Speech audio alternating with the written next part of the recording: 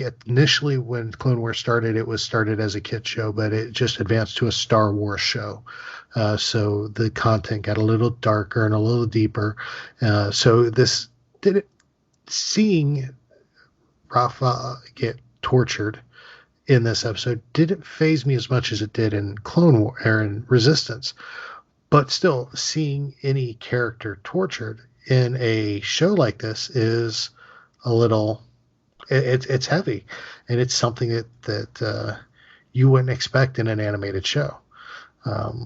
What were your thoughts on Rafa?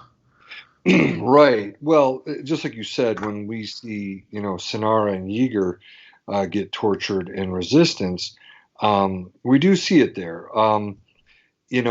When I saw this scene, of this Pike torture droid electrocuting her, I thought back to something that other Star Wars fans, particularly females, had commented on when Hera was tortured in Rebels. Right now I've moved over to a different animated series than Resistance, but in that, if fans remember, she has it's one of the the floating Death Star, like that the floating the interrogation droid. Thank you. That comes in behind Vader towards Leia, in A New Hope.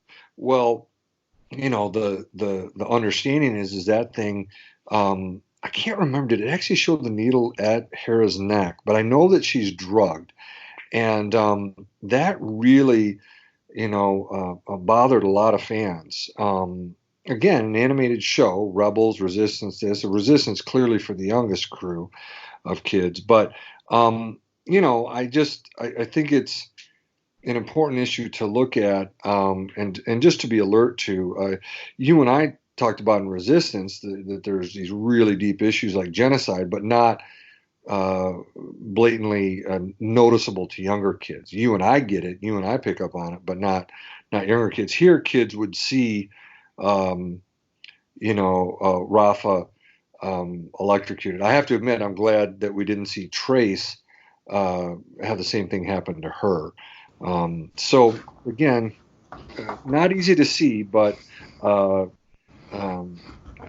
I think, a big reason why I like seeing them kick some butt afterwards. Oh, and they definitely do. It was definitely a crazy scene. I mean, the Pike torture droid, dude, was freaky, man. Yes. I'm never going to Ronto Roasters the same way ever again. I know. You and I took pictures with that droid. Mm-hmm. At Ronto Roasters. Not now. I'm not about that. No, I mean, this is for those of you who don't know or have not been, the droid that you saw in this episode, the Pike torture droid, that was there, his claws, and he's spiking, he's arcing them together and everything. It's the same type of droid that you saw in Return of the Jedi at Jabba's palace. He was punishing and torturing the other droids that were there.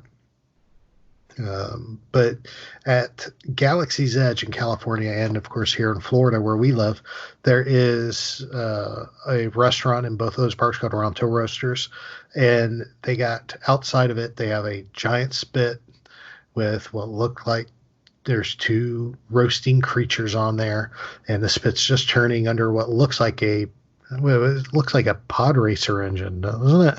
That's right. And this droid, this same model droid, is sitting there, and he's just turning the crank and watching them spin. And so you could can't get up there, but you can get near it enough to get your picture with it. But yeah, I like to think maybe it's the same droid. He's just paying his penance now. Well, he's voiced by Tom Kane, if people look in the end credits. And of course, Tom Kane does Admiral Yularen, does Yoda. He's he does the newsreel at the beginning of every episode, but he does a creepy voice for this guy. He's awesome. But yeah, I think Dan Brooks called it creeptastic. This particular droid's so creepy, it's creeptastic. Mm-hmm. He definitely is. definitely is a little freaky. So yeah. So next time next time Disney's open and everybody goes back to Galaxy's Edge, stop by and say hi to our torture droid. That's now cooking Rontos. That's right. So, all right. So, we want to just wrap up because we talked about all this darkness, all the heavy subjects that was discussed in there, from Rafa and Trace's family history to the torturing. But there was a lot of fun stuff in this episode. Where, for example, when they take Trace to the torture chamber, she fakes that she faints and ends up knocking everybody out and getting a blaster and escaping. Personally, my favorite comedic element that was thrown in there was during the escape. Ahsoka, Trace, and Ralph are running across a bridge. The bridge starts, separating, so they can't escape. And Rafa makes the jump and makes it, and she's like, "Come on, jump!" And Trace jumps and barely makes it, and Rafa pulls her up, and then they're like, turn around, and Ahsoka's kind of like gone. And they're like, "Oh my gosh, she didn't make it. She didn't make it." And they look down, they're laying on their stomachs, looking down at below them. Where did she go? And Ahsoka's just kind of standing behind them because she backflipped, did the whole Jedi flip behind them, and they never saw it. No. I thought that was, and they're like, "How did you do that?" And she's like, "I'm just more athletic than I look." Yeah. Come on, y'all. Didn't Rafa say something like that? That's not natural, or something like that. It's not natural. It's not. But it was little things like that made it humorous and fun. And then during their escape, when they're running through the city there on Obadiah, yep, they're running, and it casts up to almost like a platform above, looking down where they're trying to escape. And there are 3 cloaked individuals, which, as you get a closer look at them, you realize these cloaked individuals are, of course, Mandalorians. Oui, oui, Mandalorians. So, oui, oui. So, why did we go all French on Mandalorians? I don't know. We just, like, you and I do that sometimes, just different sounds. It felt good though. Oui, oui. It was flowing. It was, and it was probably because of the surprise person that was in that group. Right off the bat, like I said in my opening thoughts, I recognized immediately Bo-Katan's helmet. You don't see their faces. All you see is the cloak over their helmet, which I thought was kind of weird. But they had the cloak over their helmet. And I saw enough of the helmet to recognize Bo-Katan immediately. And of course, Bo-Katan, voiced by Katie Sackhoff. You saw her in Clone Wars, and a lot of episodes of Clone Wars. You saw her in the Star Wars Rebels. She's a sister of Satine, yes. the Duchess of Mandalore, Satine Kreese. Of course, is the long lost love of Obi-Wan, but Bo-Katan was there, and of course she recognizes Ahsoka. I called her Sabine again. Yeah. Well, it is. This is a Rebels crossover episode. Exactly. So she recognizes Ahsoka immediately from a previous interaction where she even states in the episode, I saw that must be the person I saw. It looks like the Jedi I saw in Karlak. Mm-hmm. If so, what is she doing here? And then there's another person. One of the other Mandalorians starts talking to her. It's like, well, if she's here, can you trust her? I mean, what's the deal? Can we trust her? And as soon as that other voice started speaking, my ears perked up. I'm like, I know that voice. I know that voice really well. Like, it kind of sounds like Sabine Wren. And I'm like, no, but that kid's not Sabine. It sounds like Sabine's mom. Like, that is that Ursa Wren? And then the credits rolled, and there she was, Sharmila Devar, Yeah. voicing Ursa Wren. I squealed like a school kid. Mhm. I was so excited when I saw that. We are going to see the Wrens in Clone Wars. Yeah. Oh man. Obviously they're there. This is, like I said, going to be some kind of setup for the final arc. Because there has to be a reason why Ahsoka ends up on Mandalore.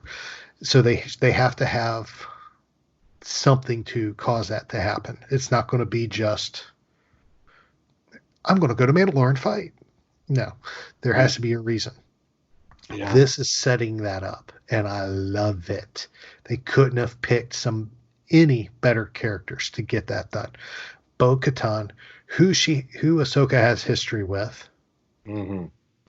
and of course Ursa Wren, who, if you watched Rebels, you know what kind of temperament Ursa has. So this is going to be a lot of fun, because we're going to get to see a young Ursa Wren. I mean, this is 20 some years, 30 some years prior to Rebels taking place. Yeah. So she's got to be probably in her 20s, maybe 20s, mid late 20s, you would think, possibly. Yeah. So we have, I mean, how did you feel when you realized who this was? Well, that's where hats off to you. I wasn't picking up on it. Like you said, I immediately noticed Bo Katan, her helmet. I have a little bit of trivia on that. I think, actually, it's the extra trivia we're going to post about her. But yeah, no, I immediately recognized her. But looking at the other two, I didn't have the experience you did. You have that good ear, my friend, not only for the music of Star Wars, but for that voice. I didn't think about Sabine, I admit it, and I didn't think about Ursa. And it's weird. I told you before we recorded tonight that I always look at the voice actors at the end, and I saw Ursa Wren, and I was like, okay, and then I'm like, wait a minute, I got to start processing that and who that is, and of course, like you said, I remember her distinctly in Rebels, and she's tough. She has a very different demeanor than Sabine's dad, Mm-hmm. um, and she is kick butt. And so to see her, like you said, as we, you and I are trying to calculate this out a bit, our numbers will be off, and some will, have the actual ages and stuff. But to see her mom in action, Sabine's mom in action at a younger age, I'm looking forward to this. I also wonder, like you have in the show notes here, that setting that bridge to the final arc here. I wonder if the title "Together Again" it will involve any of that clip that was originally released at San Diego Comic-Con, where we see a clip of Anakin, and then it pans up to Ahsoka in a hologram, right? She's blue, and she turns around and she goes, "Hello, Master." And so I think Together Again. I'm thinking it might be that. Maybe I'm missing it, but it would lead right into the Siege of Mandalore final arc. It definitely would. And if I remember that preview correctly, I'd have to go back and rewatch it. I believe Ahsoka's in this same outfit. Right, and I think Bo-Katan is also in the hologram right next to her. Yes. Also, yeah, yeah. Yes. So they, So yeah, I mean, it would make sense.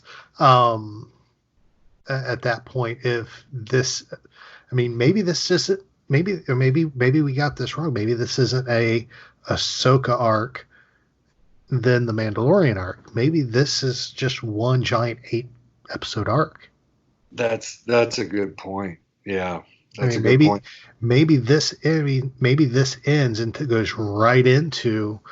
I mean, this episode ends with, because I got a feeling that these Mandalorians are going to play a role in their rescue, because of the fact that we end this episode and the Martez sisters and Ahsoka are sitting right back in the same cell they were in to begin with. Right. So they're going to need another escape plan. It would